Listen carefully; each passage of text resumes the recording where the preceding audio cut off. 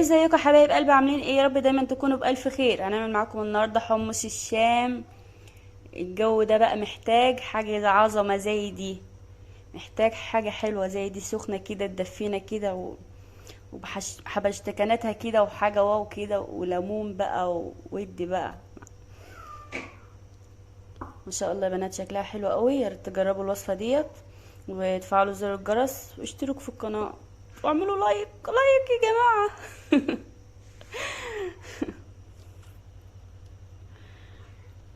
انا مبسوطه قوي بصراحه بالوصفه دي، مش عايزه شكلها حلو وطعمها جامد. صراحه مش عايزه اقفل الفيديو. حلو. اللهم صل وسلم وبارك على سيدنا محمد وعلى اله وصحبه وسلم. ازيكم يا حبايب قلبي؟ عاملين ايه؟ يا رب دايما تكونوا بالف خير. هنعمل معاكم النهارده حمص الشام بطريقه سهله وبسيطه، وهنقول السر بتاعها ايه. معانا كده حمص منقوع نقعه الصبح، وطماطم مقطعه كده، وفلفل شطه، وليمون. الليمون ده واخده الميه بتاعته. ومعانا بصله كده متقطعه بالشكل ده، ومعانا توم، فصين توم. وده السر بتاعنا، مرقه الدجاج وعصير الليمون. ومعانا ملح، كمون، بابريكا، كزبره. ملح، كمون، بابريكا، كزبره. الجو برد النهارده، الوصفه دي اصلا محتاجه ساقعه كده. يلا بينا شوف هنعمل ايه.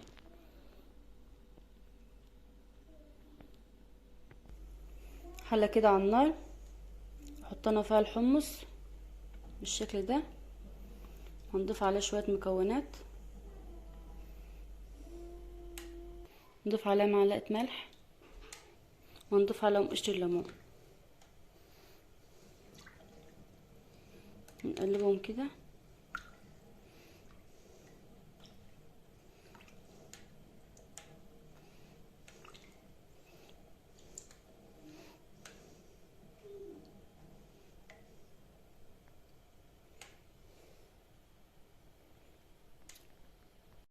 هنسيبها بقى تغلى على النار. الليمون بقى ياخد الحمص هياخد من طعم مزازة الليمون كده، ويبقى طعمها حلو.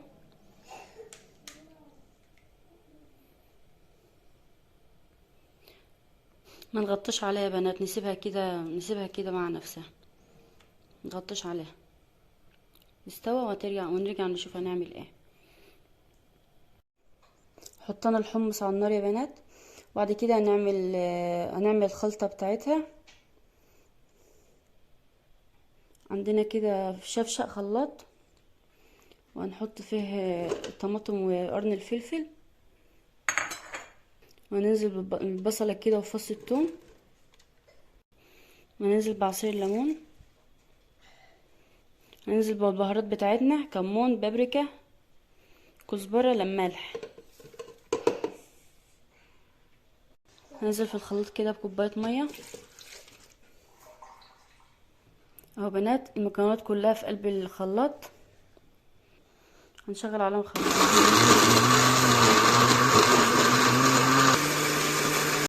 تمام يا بنات، دي بقى شكله كده بعد ما اتفرم كده يا بنات. بدأت معانا بالغليانة اهي. هنسيبها 10 دقايق وهنطلع الليمون اللي احنا حطيناه ده.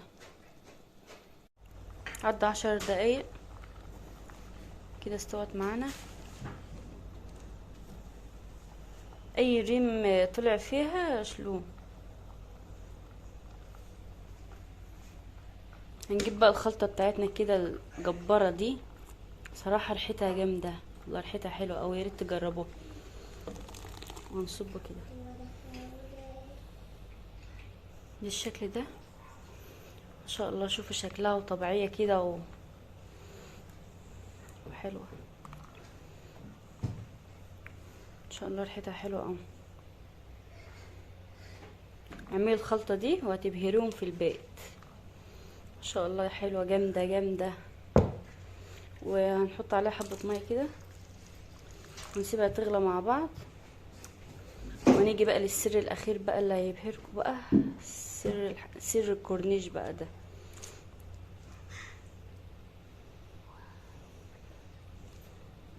شوفوا شكلها، شوفوا شكلها مع البهارات مع الليمون مع كله.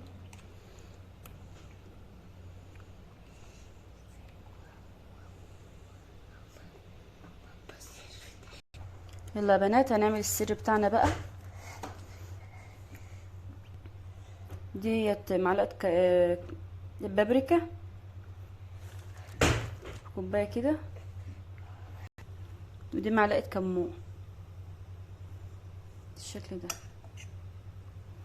هتطلع من الفيديو ده ولا احسنها واحد بيبيع ولا احسنها واحد بيبيع حلبس على الكورنيش. جربوا الوصفه ديت والله مش هتندموا، ويا ريت تعملوا اشتراك. تمام كده، كوبايه بالشكل ده، نديلها تقليبه.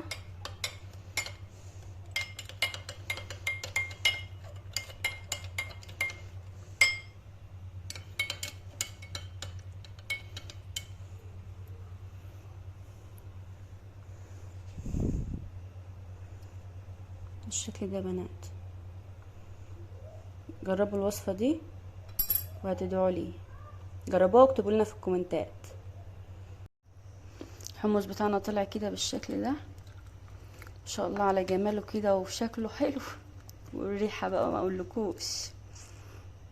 احنا هنفتح احلى مشروع، هنزرع عليه بكورنيش اسكندريه كده وما شاء الله. اعملوا لايك، اعملوا لايك. اشتركوا في القناه، وفعلوا زر الجرس. شوف بقى الجمدان ده بقى والحلاوه دي. عايز البرد بقى ده، عايز الجو اللي احنا فيه صراحه يعني. نجيب كوبايه بالشكل ده كده، هنقدمه معاكم. نجيب كوبايه بالشكل ده،